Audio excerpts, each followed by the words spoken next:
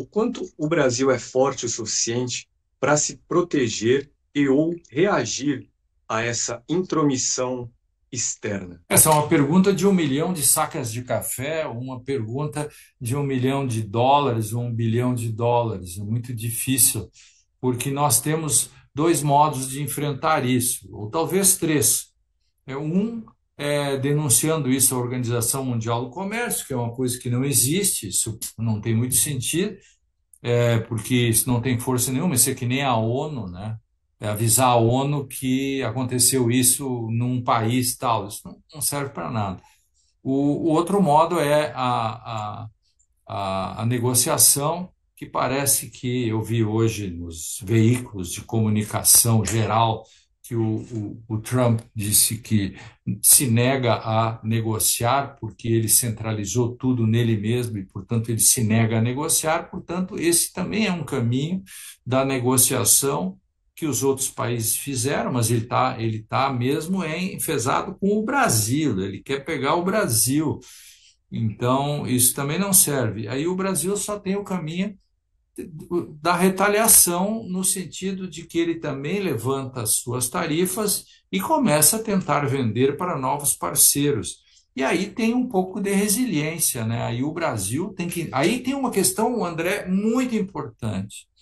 Outro dia eu escrevi uma coluna no Conjur sobre isso, porque o meu receio é que, como nós vivemos um zeitgeist, um espírito do tempo, em que já não existem fatos, mas só narrativas, e as redes sociais hoje roubaram toda a faticidade do mundo e transformaram tudo em ficções e narrativas, meu medo é que se bote a culpa na vítima. O Brasil é a vítima, o governo Lula é a vítima, a maior vítima, o governo e mais os empresários que vendem, etc.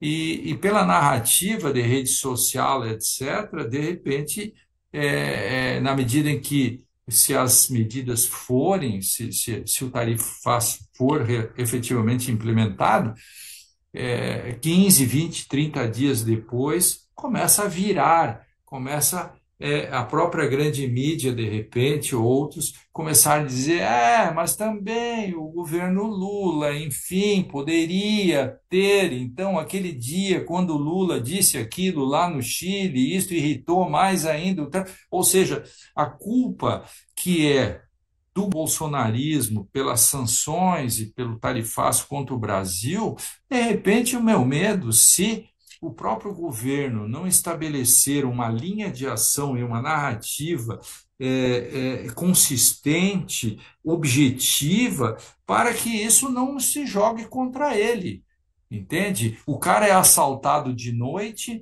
e, de repente, no outro dia tem a manchete.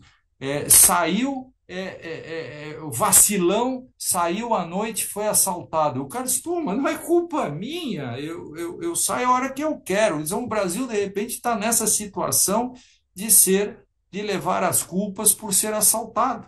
Esse é o meu medo com relação a tudo isso que está aí.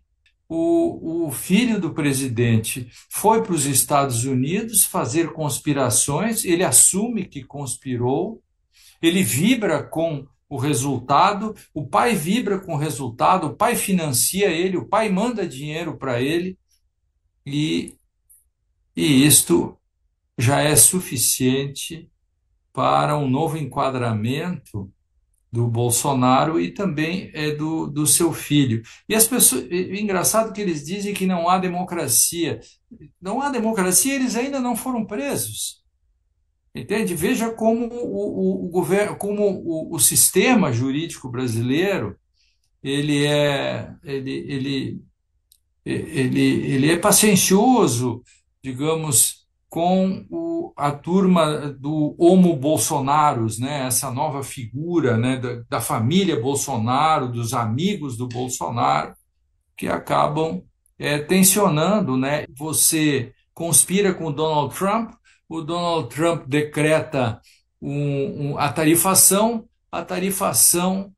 provoca o caos, provoca perda de empregos provoca doença, doença provoca morte, etc. Então, efetivamente a justiça brasileira terá que ser muito dura e muito firme, resistir, por exemplo,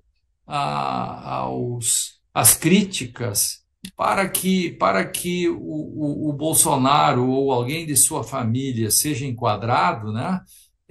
Parece que tudo precisa o dobro, precisa de pistolão, tudo é difícil.